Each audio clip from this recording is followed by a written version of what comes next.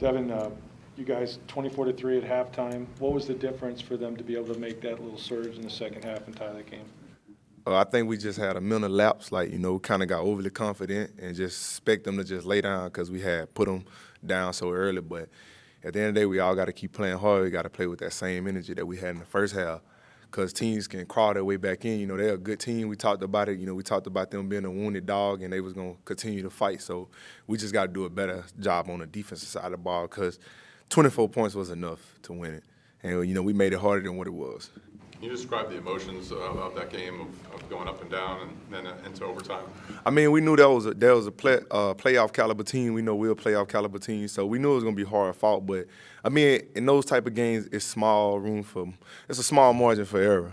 So every little thing counted, like fourth down, getting off, third down, getting off, keeping the quarterback contained, just knowing what he liked to do, which way he liked to work to. So every little detail mattered, and I think you just got to play situation football. You got to know what's going on at any moment. You had really kind of allowed them to get on a roll, the Bills. So what were you guys able to do or say to be able to, because you're obviously starting overtime on defense, Yeah. So you had to snap out of whatever that was. What did you guys say and do to be able to get back on track? Ty Bowles, he pulled out one of his favorite coverages. I won't indicate what that is. Everybody can go watch the film. But that was a coverage that keep everybody in front of us and just let the front four just trying to hold them and, making sure we was uptight but not getting beat over the top and taking away the insides because he started working the insides with some like 14 and number 88 and stuff like that. So I think the coverage that we went to was a great coverage with what they was trying to do and the quarterback run was in place. So we was able to manage all of it at the same time with the call that we went to. I asked Shaq this too, but where were you standing on the sideline when Rashad made that touchdown catch and ran it all the way back, and what went through your mind as you were watching it? Man, once we got the offense, the ball back, I knew we was going to win the game. I was just like, we're going to go down and get a field goal.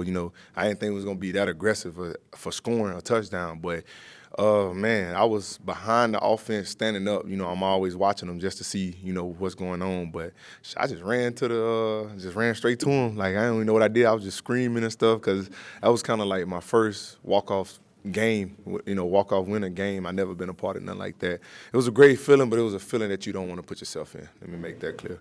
So. What's helped this defense over the last couple of games, aside from players returning from obvious injuries?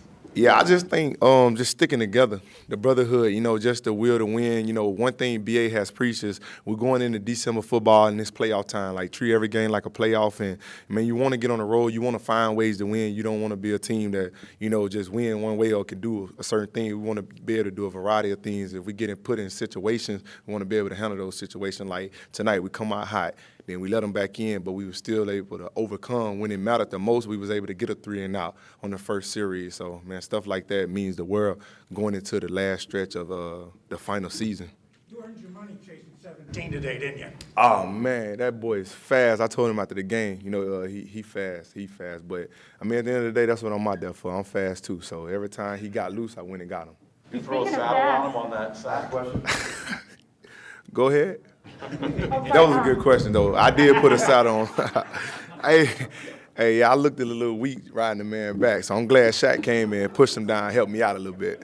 Speaking of fast, your guy Lenny here, he clocked 21 miles an hour on that touchdown run. Yeah. What can you say about the job that he's done? Pressure he's here, but what can you say about the job he's done coming into this team? 6 touchdowns in the last 3 games. Yeah, I'm not gonna try to brag on him too much before you get the big head, but man, I've been around him so long. Growing up as a little kid, the boy was the man was the #1 recruit, #1 player in high school, and then went on and do what he did in LSU, and I looked up to him. So I knew he had that in him, but I was yet to see it. So when I told him on the sideline, I was like, bro, you ran the fastest today out of everybody in the NFL. He was like, I told you I'm like that. I got it in me. So, man, I was proud of him. But, man, that's what he's capable of, man. Anytime he's out there on the field, I feel confident. Just went on the 3rd down. We put everybody was on his shoulder, so I know he needed a massage tonight because he carried us. Get live.